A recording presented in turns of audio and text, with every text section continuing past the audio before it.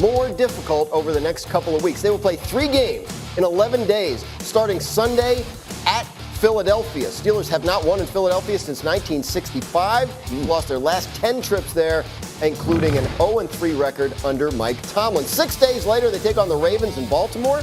They have had success against Lamar and the Ravens, but our analytics give them just a 34% chance to win that game at this point. And then just 4 days later, on Christmas Day, Steelers will take on the Kansas City Chiefs. Steelers are 0-3 against Patrick Mahomes' team, including the playoffs, with each of the last 2 losses coming by 20 points. So that is what we like to call in the business a tough stretch. But the Steelers have been outperforming their expectations all year long. So let's just pick it. What is their record going to be over the next 3 games? Hawk. I got 1-2. I think it's going to be a tough task against the Eagles, especially with no George Pickens. I think going into the Ravens, you'll have similar questions as well as a revenge game narrative from the Baltimore Ravens, who's a really good football team. I actually like them against the Chiefs because I think where the Chiefs struggle is at the offensive line, and I can see T.J. Watt wreaking havoc on that Chiefs offense. Yeah, I agree with Hawk. I think it's the same games in the same situation. They're more likely to split with the Ravens than to sweep the Ravens, in my view. And this Eagles team matches up really well with where the weaknesses are for the Steelers. And where you live? I live in D.C. Oh, okay. He's gonna go 2-1. Jaden Daniels. They're gonna beat Really? 2-1. 2-1. I think they beat the Ravens. I think they beat the Chiefs. I don't think they beat the Steelers this week, but I think they beat the Ravens. And I think, to everybody's point, I think they match up well with the Chiefs. And until we see like the Chiefs' offensive line, how healthy they can get on that edge. That's a tough matchup for that group. So it's going to be. I didn't like the loss by 20 though. That kind of. It almost swayed me. I was like 20. That's not close in the NFL. Some Kenny Pickett and Doug Hodges games. Well, that's true. Right? That's true. So, That's true. No, I Good had point. 1-2, but I actually think they're going to sweep the Ravens.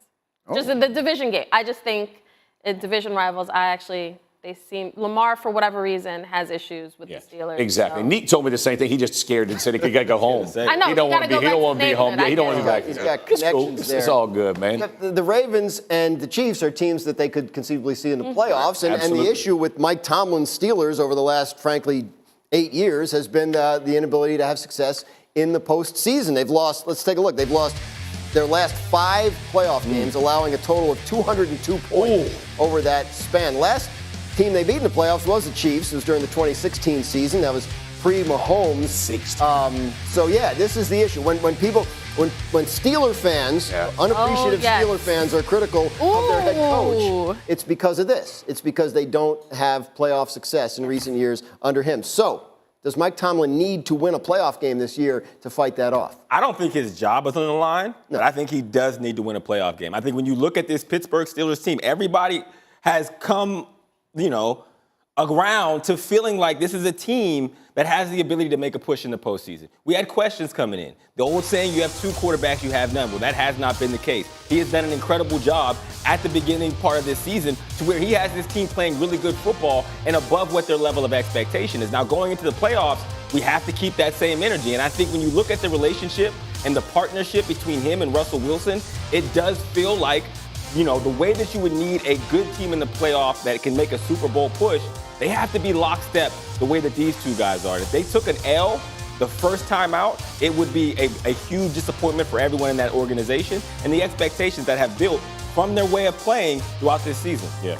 I think that's the most important note is the expectations have changed. Yeah. I don't think any of us would have come into the season saying Mike Tomlin better win a playoff game this year. But the way they've played all season, I'd be surprised, given the fact that they'll probably be the 3 seed. They'll have to take on the 6. They have a home game. They should win that game. And then the next game will be a team that's very beatable. In the AFC, I think they have a good shot considering how well Russ has been managing the games and how incredible that defense has been. They got a good situation, be a real disappointment. I think the narrative around Mike Tomlin, those unappreciative Steelers fans, they will have something to be really upset about if they don't have a respectable run this year. Yeah, I think our league has gotten into what have you done for me lately in a hurry. And we're talking about, you guys wanted to fire Sirianni after 2 years. Time for the coaching.